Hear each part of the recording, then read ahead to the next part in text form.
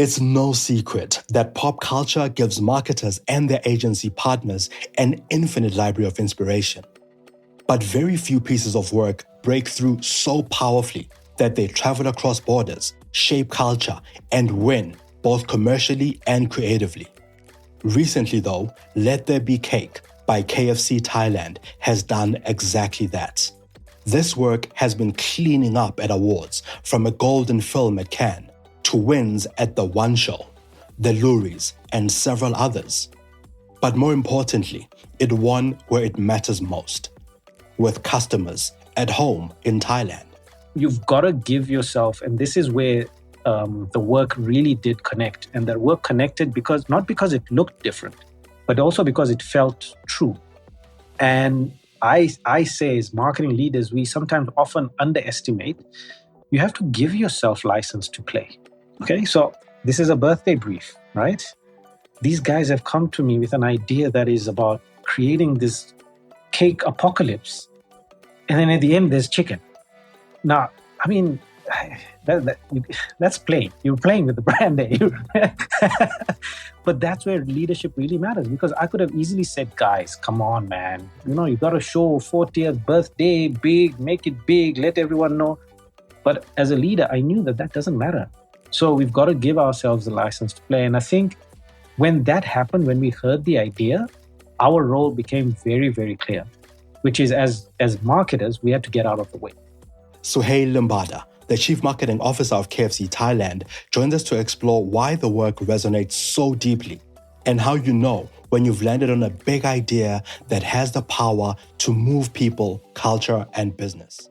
How do I know? When the market is ready for us to push the boundaries, I would say. I get a lot of that from my social media feeds. How people interact with us in social media. If I do something risky, it's met with playfulness, as opposed to, hey, what are you doing? Come on, that's not your space, And there's a willingness for people to play with us, which tells me that we've earned the right to have a bit of fun. We've earned that reputation. So I think it's a combination of using your judgment, knowing when to play, when not to play. Suhayl explains why in his team, risk isn't just allowed, but expected. Why failure, in his words, is fertile ground for braver, more distinct, and more courageous work. As I told you, my philosophy is it's easier to ask for forgiveness than permission. Not recklessly, but courageously. I've often spoken about the need for us to signal that risk is not allowed in our work. It's expected. I expect my creatives to take risks. If you come to me with a safe idea, it's dead. If you found this conversation useful, please share this episode with your network. The more the community grows, the more we're able to bring insightful industry leaders to share their real stories, their lessons, and sometimes their secret sauce. My name is Monge Zimtati, and this is The Lead Creative. Welcome to the Lead Creative Podcast, where we talk to creative industry leaders, influencers, and brands. We discuss the strategies that influence brand thinking and shape industries. Thought leaders and heads of agencies let us in on some of their thinking and insights. I'm your host, Monge Zimtati. Enjoy the show, and please share and subscribe. Suhayl, thanks so much for making time to talk to us on The Lead Creative. I know it's close to 6 o'clock where you are. It's 12 o'clock where I am. It's very interesting that, of course, you're on the other side of the world and you've been able to make the time. So I really appreciate it. Thanks so much. Yeah, thank you so much. I think thanks for having me. I've heard a lot about you. I've heard a lot about what you do in the industry, and I'm just grateful to be able to be a part of it. Thank you.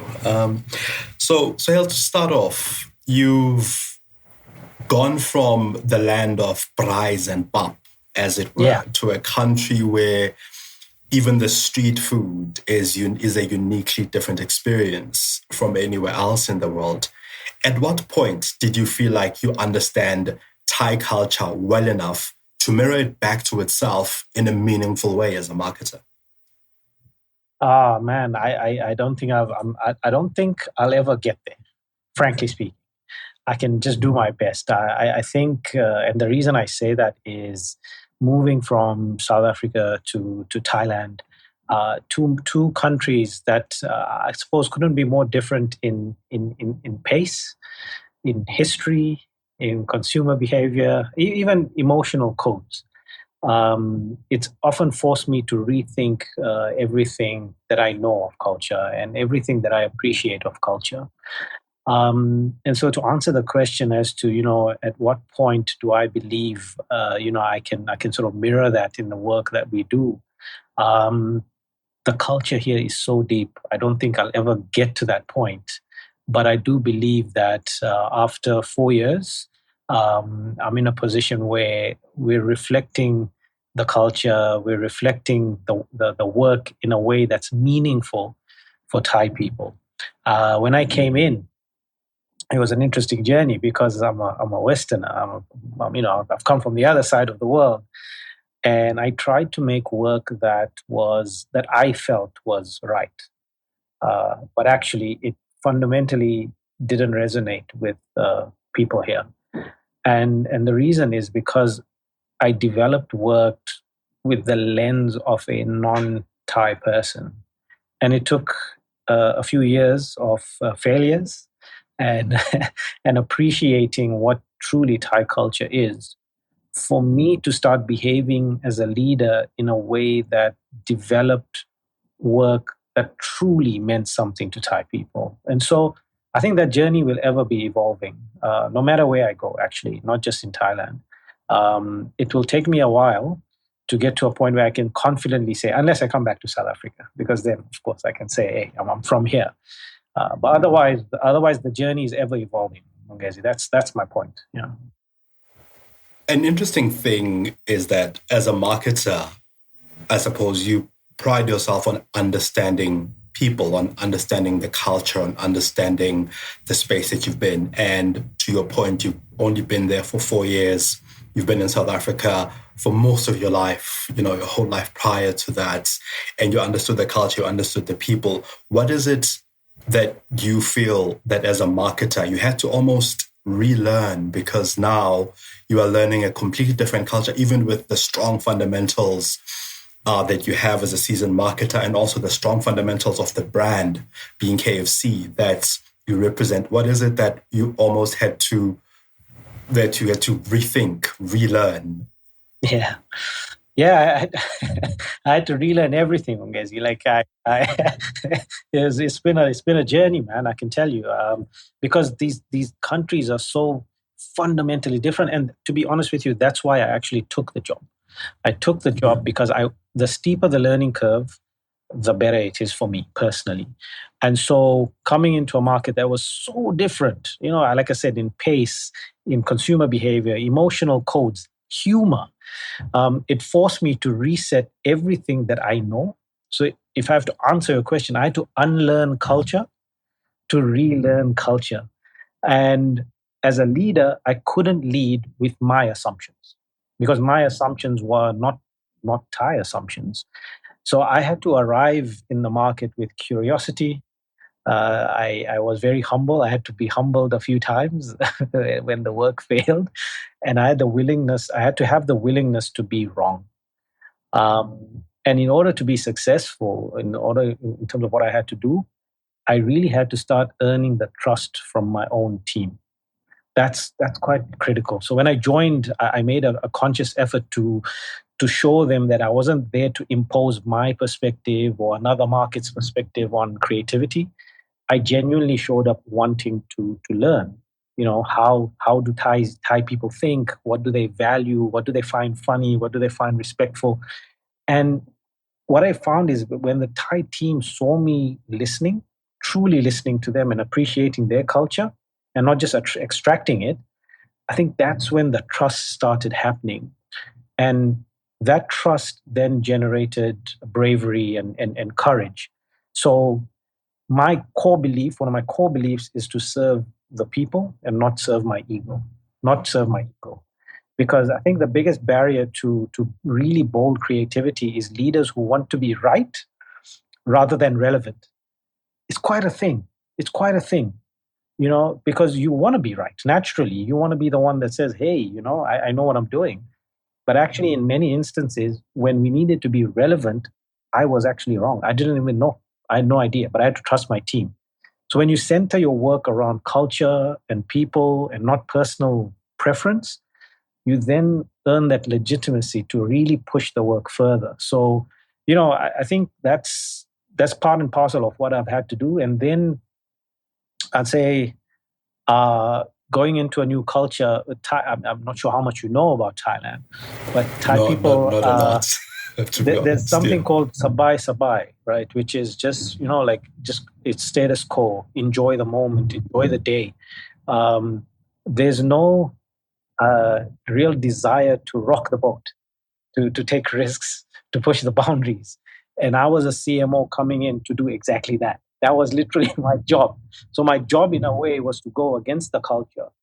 And so part of earning the right to push bold creative work was to create a risk-taking environment or a risk-taking culture. And my personal philosophy for many years, for people who know me, I've always known that it's easier to ask for forgiveness than it is for permission. um, I've lived that. I've lived that daily. In fact, it's a running joke now in my team that in every single creative brief, the ask is get Suhail fired, because that's actually what I ask for. That's what I expect, because that mindset stretches the mind. It stretches the boundaries. It actually gives the team the it gives the team the oxygen to take risks. It removes that fear. And so to create that, I think through humility, trust, understanding the culture, and then finally delivering a willingness to play on the edges has been the journey of a lifetime for me in Thailand.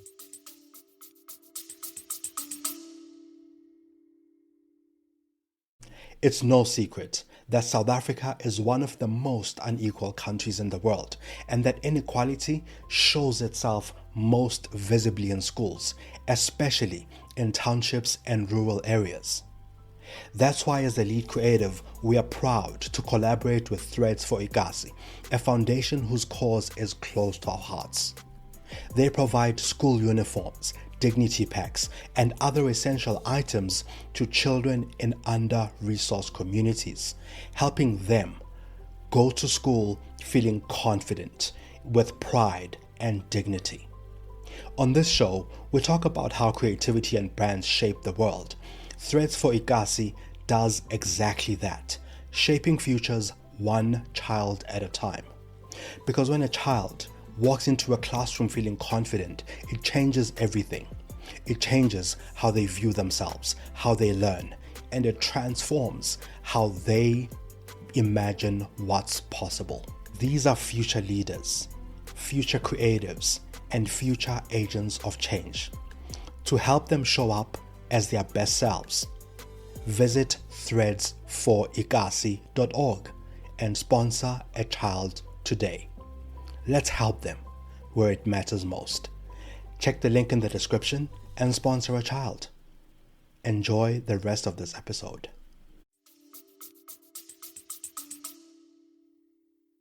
You talk about brave work a lot. You've also mentioned instances when work doesn't land. I want to stick to this idea of brave work because around the world, brands everywhere say they want brave, courageous, creative work, but very few of them actually invest in brave, creative work. When they do invest in brave, creative work, sometimes it's so brave, so creative, so bold that it even the marketers then push back on that creative work. Why does it matter earning that right to create that bold creative work, and what changes in the team once the business has earned that right? I think why does it matter is because why are we in business? We are in business to take our brands forward, to grow our brands. And I think there was a fantastic talk at Cannes, not this year, but the previous year. It was called The Extraordinary Cost of Dull, which is system one that have actually, in the past, creativity was always an opinion. It was opinion based. Hey, you do creative work, but it doesn't do anything. There's no data behind it, But hey, look at my performance work. Look at the performance marketing. Yeah, I spend this much, I get this much. Where's your creative numbers? Well, I think system one has done that, and they have consistently shown us that bold creative work is four times more effective than average or dull work. Or if I have to put it in another way, it costs you 4 times more to have the same impact as creative work. So I think for me, it's very, very clear that there is a genuine commercial benefit in driving creativity. There is absolutely no doubt the brands that are winning today within my category, within quick service restaurants, I'll tell you, that there are brands like Chili's in the US. They have leaned into creativity over the last, I would say, a year and a half, and they are growing at 30+% while their competitors are declining. What's the difference between like the rest of the category and Chili's?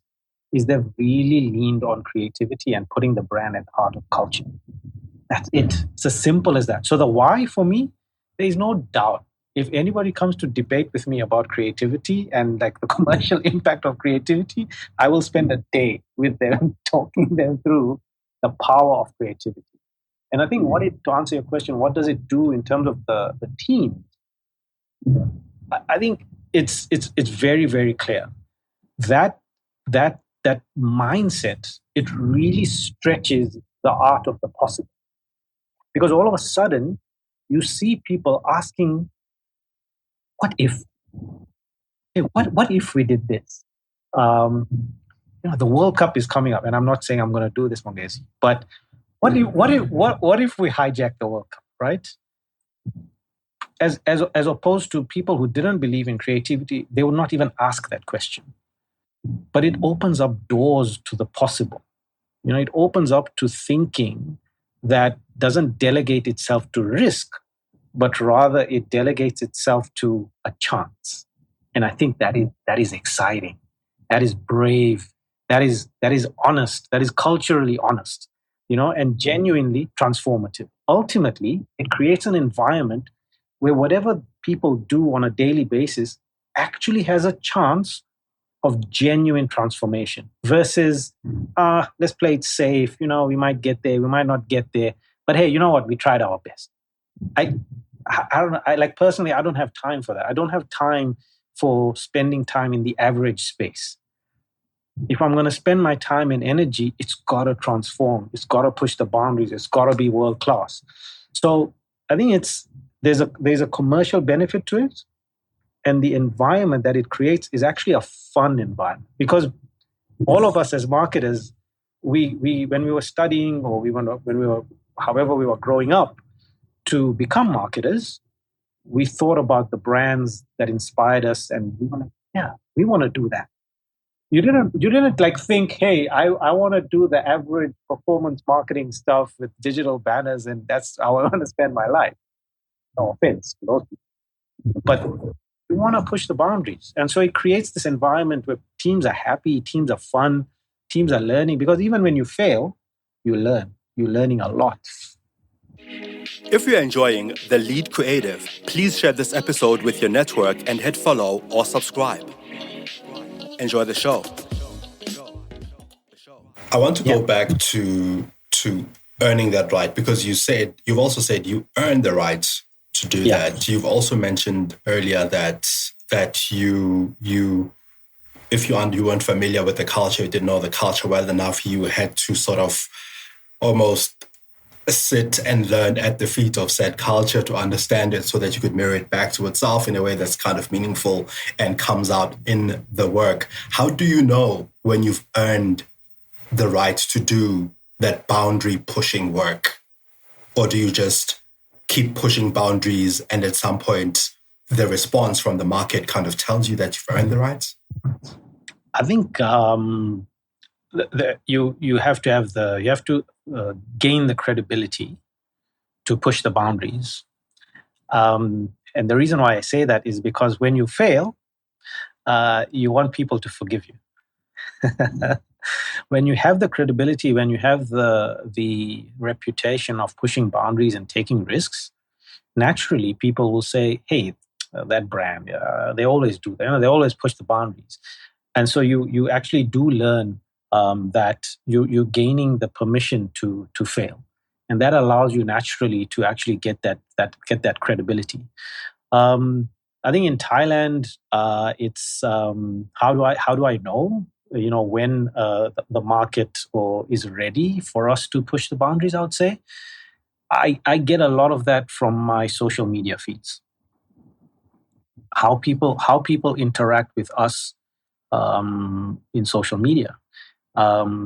If I do something risky, it's met with playfulness, as opposed to, "Hey, what are you doing? Come on, that's not your space," you know.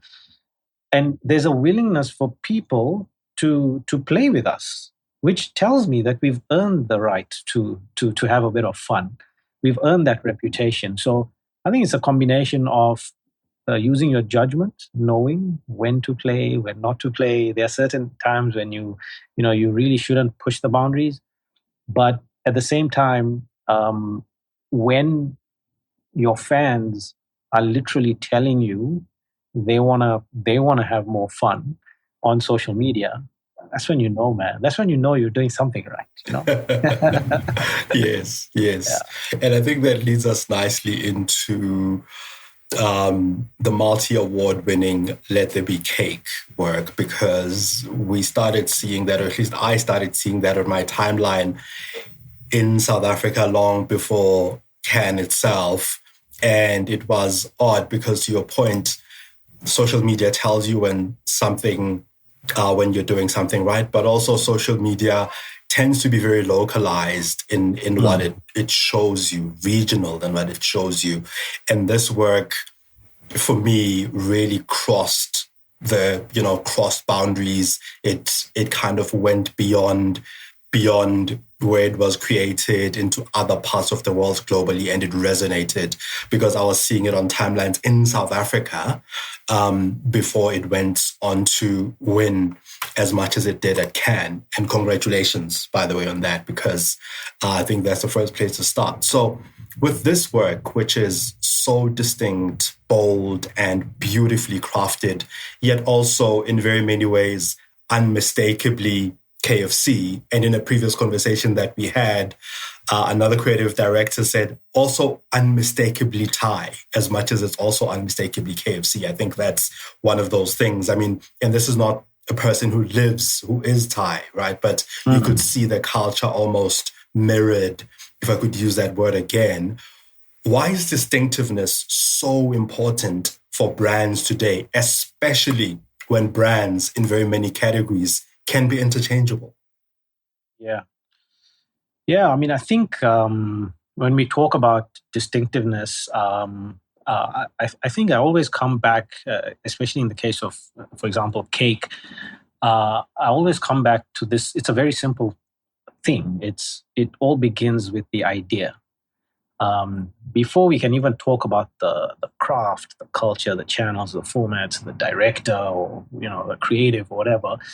Is the idea genuinely big? It's amazing how when brands are pursuing distinctiveness, they look at the clothing of the idea, but they don't actually look at the idea itself. So when I'm sitting in a creative revert, that's the very first question I'm asking myself. Is this idea genuinely big? Is this idea big enough to move culture? Is this idea big enough to win the attention of people? Is it big enough to justify the ambition in the brief? Like, does it meet the actual requirements of the brief? Like, and our briefs are always, we want to go bold, we want to go crazy. Because if the idea isn't big, the execution naturally is it's noise. That's it.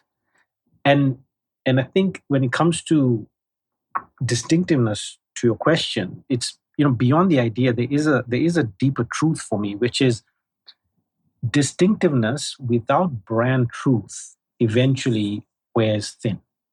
So if you want to be consistently distinctive, you can choose as a brand to be loud, funny, provocative, weird. But if the work isn't anchored in what the brand really stands for, the impact of that fades fairly quickly. There are a number of global brands that have done that. Like, if with humility, I will reference a brand within our category, which is Burger King.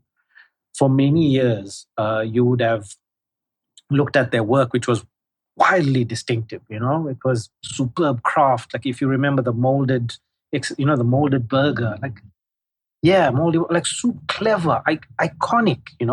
And I'm not taking anything away from the work itself, but there were moments when I wondered whether the brand truth had slipped away from the idea of being distinctive. And it's not unique to Burger King, and I'm not slating Burger King in any form. This happens to all of us. This even happened to KFC. There was a time when our business was making work that was truly distinctive, like it was hyper distinctive, but it didn't say anything about the brand. There are brands like Pepsi, there's Diesel, there are tech brands that have fundamentally, mistaken this idea of distinctiveness for emotional storytelling. I think distinctiveness gets attention, but for me, storytelling rooted in the truth of the brand is what creates that longevity. That's why I think cake really worked why it won so much. It wasn't just distinctive to be different. It was distinctive because the story, the idea demanded it to be distinct. The idea tapped into a very deeply Thai truth.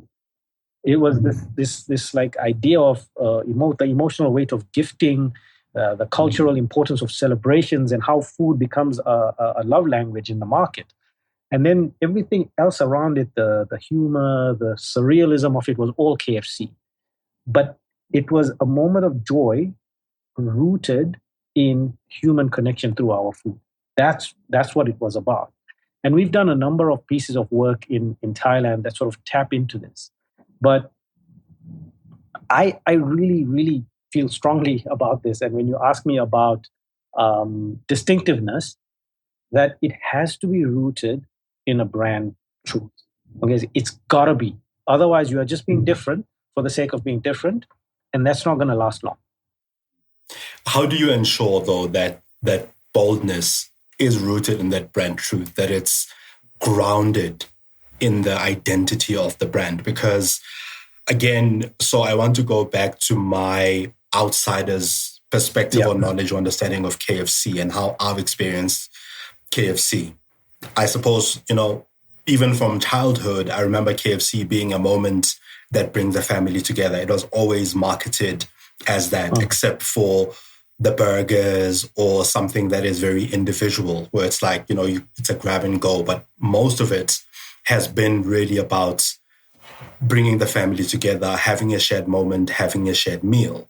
And in fact, I'm part of a team that does the fast food report and the township CX reports, where we poll over 1,000 people for each report, close to 2,000 people, asking them different questions. And I think KFC comes out as this is, especially in low-income homes, it's something that we share as a family. We buy it on a Friday to share together, to share as a family. So in my outsider's context, I've always experienced it as a shared family meal. And then comes this work that is widely known as Let There Be Cake, and you refer to it as cake, as I've picked up.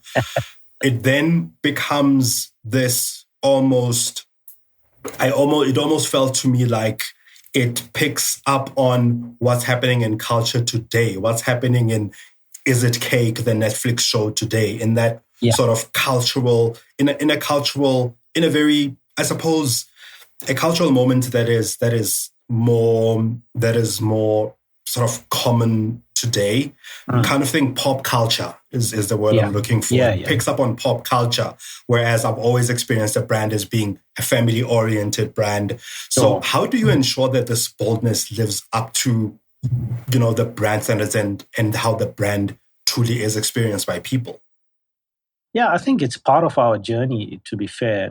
Like you say, like we have had a very deep history with the bucket, right? The bucket is what has created this emotional connection for many, many millions of people, that every single brand tracker that KFC has across the world talks about these memories rooted in family.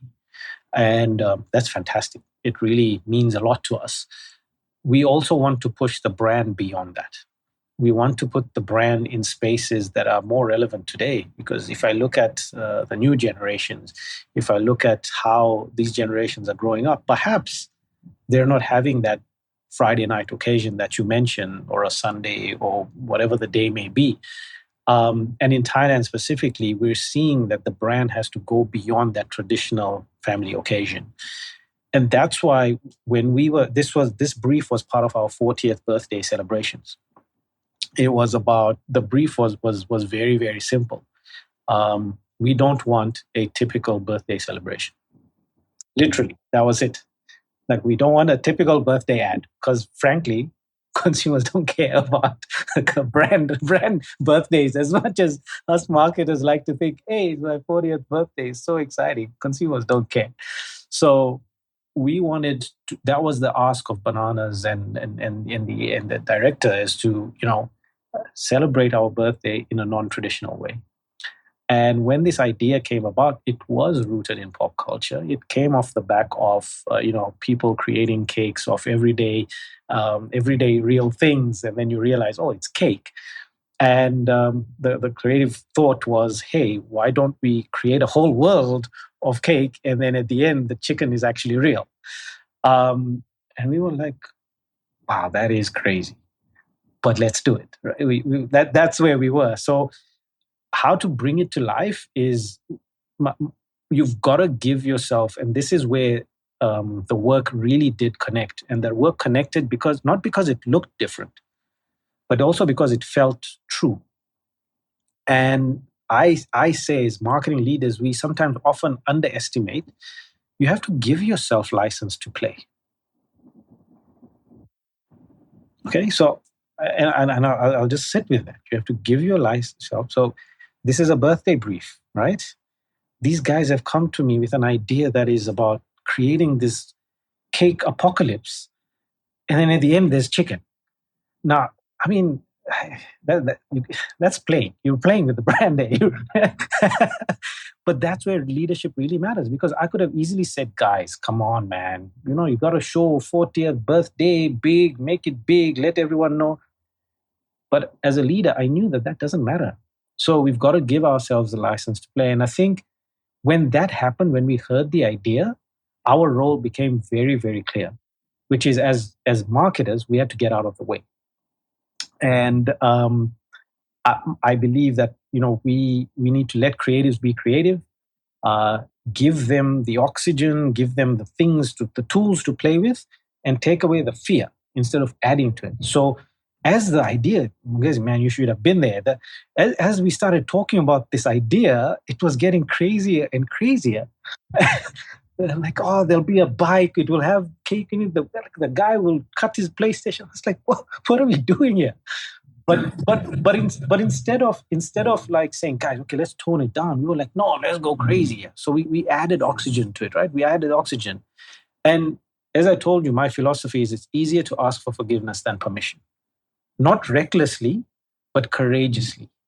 I've often spoken about the need for us to signal that risk is not allowed in our work. It's expected. I expect my creatives to take risks. If you come to me with a safe idea, it's dead. So when we made cake, for us, distinctiveness, without that story, would have been a gimmick. If chicken wasn't the hero at the end of the day, it would have been a gimmick, because it would have made an ad about a pop culture thing, and it would have meant nothing, and would have gone forgotten. But the brand truth was there, is that the chicken is real, and the chicken is the hero, and that's why we're celebrating 40 years with chicken. So for me, a big idea, cultural storytelling, and a risk-embracing environment, when those come together, and people will create work, creatives will create magic, and people will remember them. So, yeah. How do you maintain that momentum after such big sort of global wins for the work. And by that, I mean both creatively and commercially. How do you make sure that you at least stay in people's minds slightly longer? I think it's, you've got to have a hunger, because it's not easy. You've got to have a hunger to really want that boundary pushing work. And that, again, as a leader, you have to create that culture of hunger internally first. So when we won at Cannes, naturally, my first reaction was, okay, what are we winning next? And my team was like, come on, man, we just won. Give us a break, But if you look at anything that is world class, I mean, I'll move away from our category. I'll actually even move away from the entire principle. Look at athletes. Athletes train 90% of the time to achieve something, and sometimes they'll win, sometimes they'll lose. If you look at Usain Bolt, trained 4 years, for 10 seconds, and at the end of those 10 seconds, broke a world record, and he's like, I'm going to break it again. And it starts with hunger. If you look at Cristiano Ronaldo, the guy is 40, he's still winning everything and anything. It comes from a real place of hunger. So as a leader, I've had to really drive that home, as that we won. What did we learn? What did we learn from that experience of winning? What were the things that made us win? How did you feel when you won? Do you want to feel it again? It's having those conversations, as opposed to going into a comfortable zone where you say, you know what, I've made it. I won at Cannes. There's nothing left to win. And it's not easy, because honestly speaking, to win at that level is very, very hard work. And it requires a culture and a system. It can't be through one individual. And I'd like to think at KFC Thailand, we've created that culture where all of us naturally wake up wanting to push the boundaries. So as an example, practical example, when we sit in creative reverts now, and the work is safe, I don't even have to say it. My team will be like, come on, guys. Come on. This is not us. You create that persona that this is not us. Yes. Which is also powerful. It's like, no, this is not us. Now we are there. We push the boundary. And I think that is what keeps the momentum going. We won't get it right. Obviously, we won't win at Cannes all the time. But I think that elevated ambition, it's contagious. It really is, because anybody who's part of the brand, whether you're on the client side, whether you're on the agency side, you want to be there. And I think that's when the work naturally starts pushing up. If you're enjoying The Lead Creative, please share this episode with your network and hit follow or subscribe. Enjoy the show. Many heritage brands, though, really struggle to stay relevant as challengers come in, push harder, become more distinctive, become more courageous, because sometimes some challenger brands tend to push the needle slightly more than heritage brands, or even call it legacy brands. Why do you think resonance becomes harder to maintain, especially over time? And how have you at KFC maintained it meaningfully by increasing also, I guess, customer engagement? Because there are all these constraints that you're faced with as a marketer, all these budgetary constraints, time, all of these things that you kind of have to face and balance. You mentioned performance marketing earlier. So there are all these things that you need to balance, but at the same time, you also need to maintain that that resonance, that relevance. Why do heritage brands tend to struggle at times to do that? I think in today's world, if I can simply answer that question, is heritage brands sometimes you get caught up with the trend, and you wanna jump in on the trend, and sometimes you forget who you are along the way. Because I think there's so much that the consumer today is exposed to, on social media, so many different things. You as a marketer, even, you're probably scrolling, and you're like, I want to do this or I want to do that, and you tend to get caught up in the idea of being trendy versus being a classic. And I'm not saying either one is right, but you are who you are. And if you're a strong brand, I think you have something way more powerful than someone who is trying to be on trend, which is you have deeply rooted emotional codes with consumers. And you should leverage that. And so instead of trying to spend time jumping on every single trend, it's about understanding, marketers should understand who they truly are. Mangezi, I can tell you, if I took 100 marketers from 100 brands today, let's say brand managers, and I asked them, explain to me your brand positioning in one sentence, I think, honestly speaking, I think a lot of them would struggle with articulating what their brand stands for. And I think that talks to the fact that we are trying to be everything to everybody, everywhere. So it's to answer your question, I think brands that are heritage brands need to have discipline. The discipline of being true to who you are, the discipline of truly understanding what you stand for in the hearts and minds of consumers, and truly, truly knowing what your role is in culture.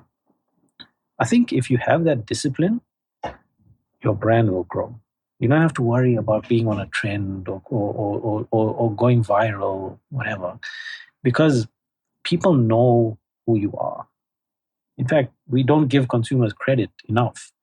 Like at KFC, our taste is something that keeps people coming back. And we should focus on that versus trying to be everything everywhere for everyone. So heritage brands, I believe, are very powerfully positioned today, even with Gen Z consumers. I'll be honest with you. In fact, research tells you that Gen Z consumers are actually more inclined to go to heritage brands than ever before. It may not look like that on social media, but that's the reality. But if those heritage brands forget who they are, it's game over. I honestly don't believe that the marketing teams of heritage brands should be trying to be anything but themselves. So my philosophy on that is be pretty clear. Don't forget who you are. Something remarkable about this Let There Be Cake campaign, just to go back to it, because there's a lot about this. So we had Suhayl on the show alongside Kolisa Jeshana talking about some of the trends they spotted at Cannes, what led to award-winning work, and of course, Let There Be Cake came up as a result of that. But something remarkable about this campaign, in my view, is that it came from a new partnership with Bananas, or at least that's how it looks. It looks to me, at least, and yet it has the maturity and confidence that we usually see from long-standing relationships, because it's usually agencies and brands that have worked together for a long time that get each other so well that you're able to just nail the brief and nail it so well that it resonates globally. Why do you think this partnership clicked so well and so quickly? Yeah, you're right. I mean, it is a new relationship.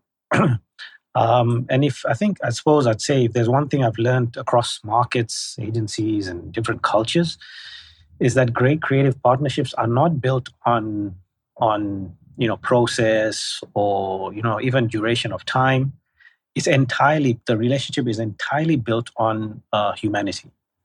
I mean, it sounds simple, but actually, before the uh, you know before the roles and responsibilities of client and agency, scope of work, all of that stuff, we have to, as leaders, we have to recognize that we are human beings. And if you treat each other like humans first, everything else becomes easier. So even though this was a new partnership, from day one, we treat each other as equals, as equal human beings. It sounds simplistic, but actually it is probably the most powerful thing that people forget, because there's this strange, in my view, outdated dynamic in our industry where the client is positioned as the power holder simply because the client controls the budget. And to be honest with you, that is absolute nonsense. The moment you start believing you're more important than your creative partner because you are the one that's paying, you've already lost the opportunity to create something extraordinary. So for me, true partnership really comes from mutual respect and not this, financial power dynamic hierarchy. I'll be honest with you, and I think that's what we have with Bananas. We trust each other, and that's my second sort of principle is real trust. I trust in their expertise. I trust in the role that each of us plays. I trust in the process, even when it's uncomfortable, because I always believe that you don't hire talented creatives and then tell them what to do. That defeats the whole purpose. Um, as a client, my job is very, very clear in my mind. My side of the bargain is to do this: write a world-class brief, bring genuine insights or consumer insights and cultural context. When I brief, inspire the creatives and even inspire my own marketers to make amazing work. And then I also commit to learning how to judge creative properly, not based on like opinion or personal preference, but on genuine meaning and brand truth. And then when I give feedback with genuine direction and interest in the work, not my ego. That's my job. I've not paid millions and millions to my creative agency to tell them what to do. So recognizing your role, recognizing the agency's role has really helped our relationship, especially with Bananas, to create this space where can create real magic. And when I do my part of the bargain, which is, writing briefs, consumer insight, like doing my work well, then I have to step back. Genuinely, let the agency do what they do best and give them the space to actually surprise you. Like, really, come with me with ideas that scare me, that surprise me. And that's how we've built our relationship with Bananas, because it was new, it was untested. But, I know Saf, and I said, look, I trust your talent. Now let's just find the magic together. And when trust is that starting point, everything else, quality, ideas, magic naturally follows. And then I think the third piece is with Bananas, especially, is just having fun. The creative process is tough. I personally have sat through brainstorms, on the creative side. And man, it is it's hard. It's really, really hard. It's exhausting. Creatives become vulnerable. Creatives become emotional because maybe they're not able to crack the idea, or maybe they're not able to leave the office because, they take that brief, that challenge with them in the car on the way home. They have the idea and the brief in the shower, at dinner with their families, in their dreams. They're deeply thinking. And honestly, I believe sometimes, actually a lot of the times, creatives care more deeply about our brand than we do. So if they are these human beings who really care about the brand, the least I can do as a client is to make the process enjoyable. So be kind in my feedback. acknowledge the craft, acknowledge the fact that this guy or this girl has been thinking about my brand for a long, long time since we briefed them. Recognize those hours that they've invested, and then use humor, use lightness, use humanity to break the tension in the room. And just, I'm not going to swear. I'm not allowed to swear on this, but just don't be that guy. Don't be that guy. If you want world class work, you need a world class relationship. And I think that's what we have with Bananas. Actually, not I think, I know. So for me personally, kindness is a strategy. Trust is a strategy. Fun is a strategy. It's all part of the way we want to work. Because that's when agencies start, they stop working with you, and they start working sort of, they start, how can I say, they start playing with you. They start playing. When agencies play with you, man, it is fun. Like every single part of the day. And I must tell you, like I as a marketer, I have other parts. I have other things to do. Creative is supposed to be the fun part of the job. And when that is fun, man, it gives me energy to do other parts. So I'd say that's the nature of our relationship with Bananas. I feel very passionately about it because it's a new relationship. But we've gone and won the World Cup already. It's amazing. Like, we feels like that. Yeah? And how do we continue that going forward? And that for me starts with really appreciating one another as human beings, and then knowing what my role is, knowing what their role is, and then just having fun along the way. Yeah.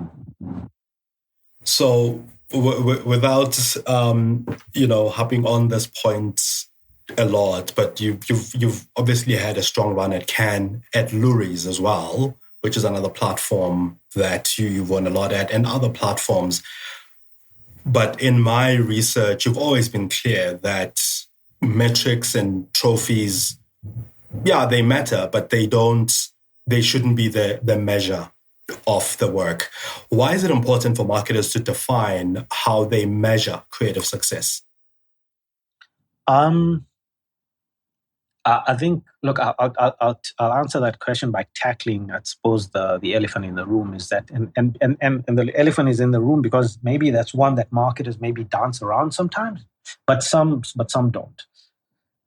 David Ogilvy, I think, clearly said that if it doesn't sell, what did it, sell or else? I think that was the line. And that principle has always been the bedrock. I mean, sales growth is probably the most honest measure of creative success. It truly is, because whatever we do, if it doesn't grow sales, it doesn't grow profit. If it doesn't grow profit, nothing else happens. No innovation, no investment, no people recruitment, no purpose, no nothing. The entire system relies on growth. So when I evaluate work, or when I evaluate creativity, I always start with one question, and that is, will this work grow the business? If the work doesn't grow the business, everything else is just it's a philosophy. It's not going to do anything, right? So that's the first layer. I must say that I'm not saying that I'm sitting in a creative revert and saying, "Oh, is this going to grow sales?" Yes, no, okay, dead. No, not at all. But it's only the first layer. The work has to really, really shift the brand, and then you start looking at metrics, closer metrics. I mean, metrics like brand penetration. Are people more entering the brand? Are we attracting new users? Are we regaining lapsed users? Because especially in QSR, penetration is the lifeblood. It's and our creative work should always expand the base. We should be getting more people in, and then is the brand building stronger emotional bonds? Are we strengthening affinity, trust, relevance, belonging, all those things? Because top line growth with a weak brand is short term. But growth, because people feel more connected to you, is long term value creation. And I think that's where the real power is. And then ultimately, is the work really serving our purpose? Like, are we actually doing work that means something meaningful or real for real people? Is it making the brand a positive force in culture, in society? Is it lifting communities? And I think when you have the combination where the creativity hits growth, emotion, and purpose, then when you're creating something really sort of meaningful and long term, awards, you mentioned them. I think awards are fantastic. They're wonderful. We celebrate them. They recognize brave teams. But for me personally, they are never the reason. If it moves the people, if it moves my business, then it's great creative work. I get that. And I think, that makes all the difference in a brand. There's something else that you mentioned a bit earlier on, and I wanted to just go back to this idea. You mentioned that sometimes ideas don't land. That sometimes, despite of all your, despite all the best intentions that you might have, sometimes things just don't work, and you want to firstly be forgiven by the people you serve, by the customers you serve, and by the team that you work with. How do you earn that? How do you get to that point? How do you ensure that you reach that point where you are, you've earned the right to be forgiven, and also you've earned the right to sometimes be at a point where ideas just don't land and it's fine? I think internally, you have to have the mindset that failure is fertile ground. Really is. Because internally, if you're scared to take risks, then naturally, you're not gonna be doing anything that's boundary pushing, and you're gonna end up making work that's safe. So I think that's the first thing, that failure is truly fertile ground, because it allows you to think about what it is that really made you not relevant. You're going to ask yourself some really deep questions, and you're going to do things that you're not going to get right. So I think that's firstly. And then in terms of earning the right to make failures along the way, especially with consumers, you've got to play in culture, and you've got to be willing to sort of just apologize in a way that actually resonates with people. I'll give you a very good example, and it's an example I often use when Meg, who used to be the CMO for KFC UK, when KFC in the UK ran out of chicken, Kentucky Fried Chicken had no chicken. There was a supply chain issue. And people were upset and they were angry and everything. And Meg had the genius idea of developing a print ad, because there was nothing you could do. We genuinely did not have chicken. We had a supply chain situation. And what do? You can't do anything. And she came out, and her team, of course, came out with this ad, which basically, if you look at, our bucket, it says KFC. They just changed it to FCK. And they had an apology. And they had an apology at the bottom, right? But I think it was so raw. It was so vulnerable that people instantly forgave the brand. Instantly. It was just so real. And for me, it was a masterclass in how you genuinely can take risks. It was a risk, right? Putting a swear word on our brand, but it was in context of giving an apology. And I think you earn the right to then make more mistakes when you appear vulnerable, when you're so raw, and you actually show people that you are just another brand. So I think that for me it was a really powerful lesson, is that when you listen to people, when you really show up in society, willing to play and be vulnerable, you'll be surprised at how people actually want to engage with you. Suhayl, thanks so much for all of these insights and all the work that you've done up to this point. And congratulations to you and your team, I suppose, on getting the culture, understanding the culture, immersing yourself so much in it that you are able to, as a create work that resonates so much and so deeply. We usually have a question on the show where we ask our previous guest to pass the mic to our next guest. And one of our previous guests was Arpan Sur, the CMO of the Sub-Saharan Africa Business Unit at Mondelez. And the question that he left was, what do you think marketing will be in 5 years' time? And how different do you believe it'll be in comparison to how it is today? Wow. Thanks, Arpan.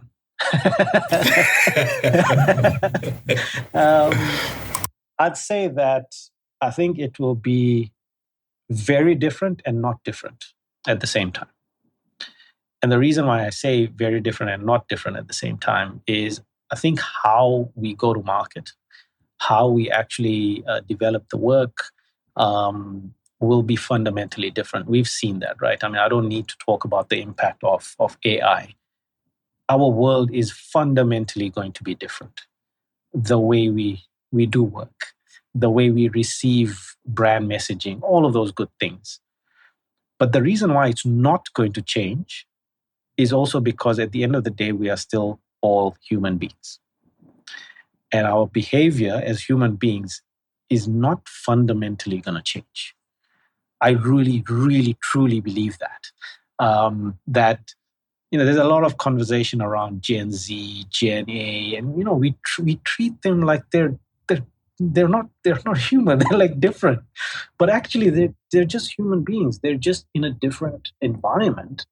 So, and my view is that I think the way we develop work in the industry, especially in marketing, is still going to have to be consumer-based, insight-based, rooted in culture.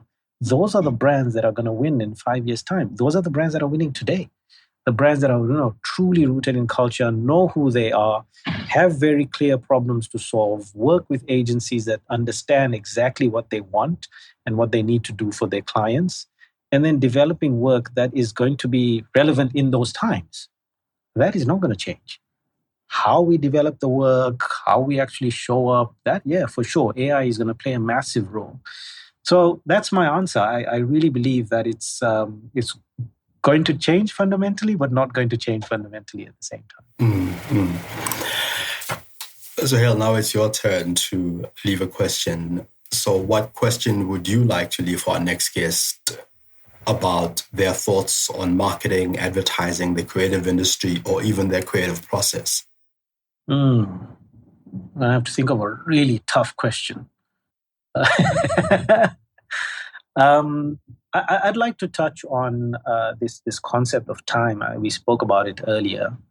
As marketers, I genuinely often believe that we don't realize it, but we'd like to think we have time, but actually we don't have much time. So I would say, to the next person handing the mic over, what's your biggest fear when it comes to how you're going to use the next 5 years of your life? The biggest fear about how you're going to use the next 5 years of your life. Yeah, the biggest fear. Fear. Suhayl, thanks so much for making time. It was an absolutely amazing conversation. I'm sure our viewers and listeners will get a lot out of this. Thank you so much, Mongezi. I really enjoyed the conversation. Thank you for listening to The Lead Creative. Did you get one insight that's worth sharing from this episode?